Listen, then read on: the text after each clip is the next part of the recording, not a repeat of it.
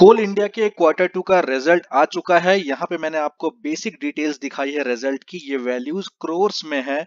तो जब हम सेल्स को देखते हैं तो इस बार सितंबर के क्वार्टर में इनकी सेल्स है 19,484 करोर्स। तो आप इसे देखेंगे कि लास्ट ईयर के कंपैरिजन में भी ये ज्यादा है और लास्ट क्वार्टर के कंपैरिजन में भी ये ज्यादा है। इनकी अदर ऑपरेटिंग इनकम है इस बार सितंबर के क्वार्टर में 1668 करोड़, जो कि लास्ट ईयर के कंपैरिजन में ज्यादा है और लास्ट क्वार्टर के कंपैरिजन में भी ज्यादा है। तो अब हम अगर सेल्स और अदर ऑपरेटिंग इनकम को जोड़ दें तो इनका ये निकल के आ रहा है रेवेन्यू फ्रॉम ऑपरेशन, जो कि निकल के आ रहा है 21,153 करोड़।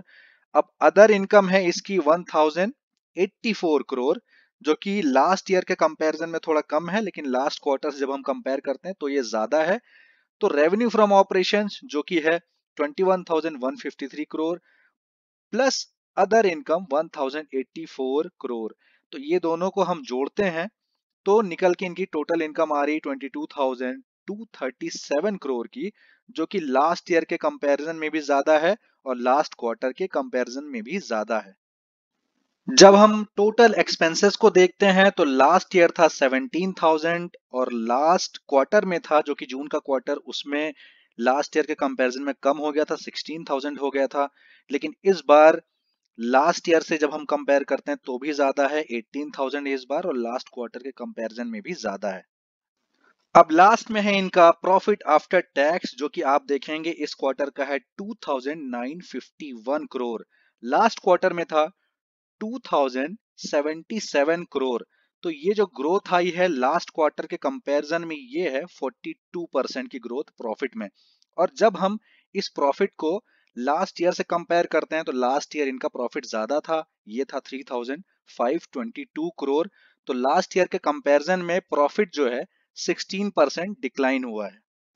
तो इससे यही पता चलता है कि कोल इंडिया जो कंपनी है वो रिकवर कर रही है, लेकिन अभी उसकी रिकवरी कोविड के पहले वाली रिकवरी तक नहीं पहुंची है। मतलब जब इसका प्रॉफिट 3,522 करोड़ को क्रॉस करेगा तब इसकी रिकवरी पहले जितनी हो जाएगी। बट धीमे धीमे करके रिकवर कर रही है, क्योंकि लास्ट क्वार्टर से जब हम कंपेयर करते हैं तो बहुत अच्छी ग्रोथ आई प्रॉफिट में। तो ये है ओवरऑल कंक्लूजन इसके रिजल्ट की। और यहाँ पे मैंने इसका चार्ट दिखाया आपको। आज की डेट में कोल इंडिया 126 के प्राइस पे ट्रेड कर रहा है। कोल इंडिया ने डिविडेंड भी डिक्लेयर किया है ₹7.50 पर शेयर का। इसकी रिकॉर्ड डेट है फ्राइडे 20 नवंबर। मतलब 20 नवंबर को या फिर उसके पहले आपके पास इसके शेयर डिलीवरी में होने चाहिए, तभी आपको ये डिविडेंड मिलेगा। पेमेंट की डेट जो इन्होंने बताई है वो है 27 नवंबर या उसके बाद। मतलब 27 नवंबर को भी पेमेंट आपको मिल सकता है या फिर उसके कुछ दिनों बाद भी मिल सकता है। इन्होंने मार्च में भी डिविडेंड दिया था ₹12 पर शेयर। तो अभी का डिविडेंड जो कि 7.5 है और 12 को अगर जोड़ दें तो टोटल डिविडेंड जो ये अभी तक 2020 में दे चुके हैं ऑलरेडी, वो हो गया है ₹19.50 का। कोल इंडिया कंपनी फेमस ही इसीलिए है कि ये इन्वेस्टर्स को डिविडेंड से माला माल कर देती है, और कितने ही लोगों को इसने सिर्फ डिविडेंड से करोड़पति बनाया है।